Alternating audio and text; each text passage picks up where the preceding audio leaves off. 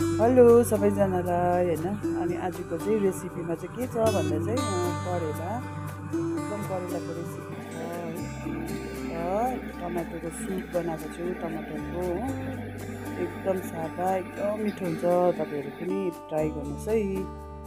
करेलाको सब्जी चाहिँ एकदम दामी, तितो हुँदैन यसरी पकायो भने चाहिँ होइन। अन्त टमाटरको सुप नानीहरूलाई अगर घरमा होइन दाल अरू केही पनि खानु सुप अभाइलेबल छैन भन्दा चाहिँ दुईवटा टमाटरको सुप बनाएर खायो भने पनि एकदम राम्रो हुन्छ। अन्त मेरो तरिकाले तपाईँले ट्राई गर्नुहोस्। ल अब सुरु गरौँ। हेलो मेरो सब्सक्राइबरहरू, भ्युवर्सहरू, एभ्री वान होइन, जसले पनि मेरो भिडियो हेर्नु हुँदैछ उहाँको लागि चाहिँ म टमाटर सुप एकदम सिम्पल तरिकाले बनाएर इजी छ बनाएर देखाउँछु है। फर्स्टमा चाहिँ तेलमा चाहिँ यसरी 5 गरम हाल्नुहोस्, केही छैन साह्रो। 5 गरम हाल्नुहोस्, एउटा लसुन होइन काटेर अलिकति, अन्त खोर्सानी खानुहुन्छ हाल्नुहोस् बेसी, नभए कम्ती।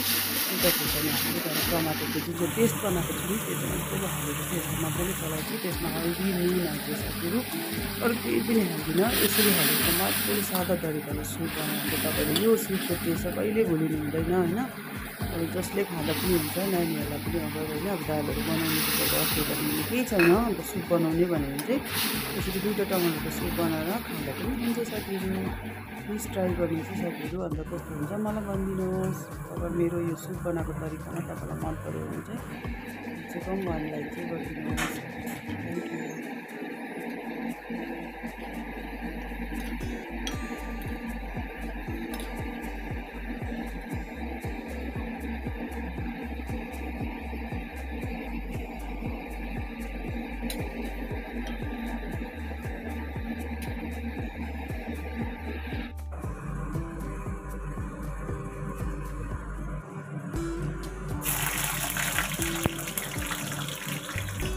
अच्छा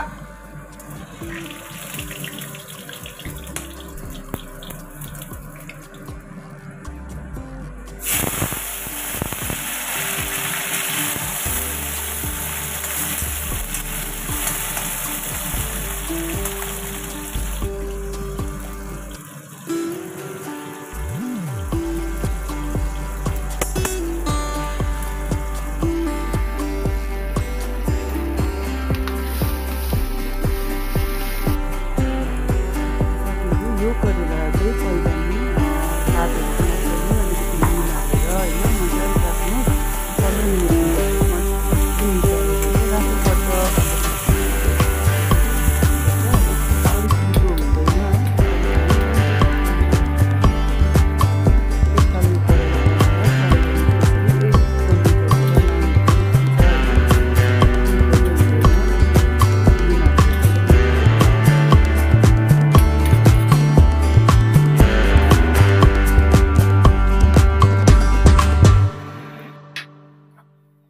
हेर्नुहोस् न मेरो उयोहरू होइन, मेरो जुन चाहिँ सब्सक्राइबरहरू छ उहाँहरूलाई चाहिँ यसरी चाहिँ सुप यो तरिकाले सुप बनाउनुहोस् है। अनि गरम गरम खाना सर्भ गर्नुहोस्। यो तरिकाले सुप बनाऊ सादा, नानीहरूको लागि पनि एकदम दामी हुन्छ। यसरी 5 गरम पड्काएर सादा के हालेको छैन यसमा, सिम्पल सुप है, बिमारीहरूले खाँदा पनि हुन्छ। अनि यो चाहिँ साग थियो होइन, साग पनि भुटेर राखेको थिएँ साथीहरू। अब साग भुटेको त सबैलाई थाहै छ यो। अनि करेला पनि त्यसरी मैले पकाएको जस्तो गरेर पकाउनुहोस्, एकदम तितो हुँदैन, राम्रो हुन्छ। अगर मेरो मन पऱ्यो भिडियोमा चाहिँ लाइक गरिदिनुहोस्, सब्सक्राइब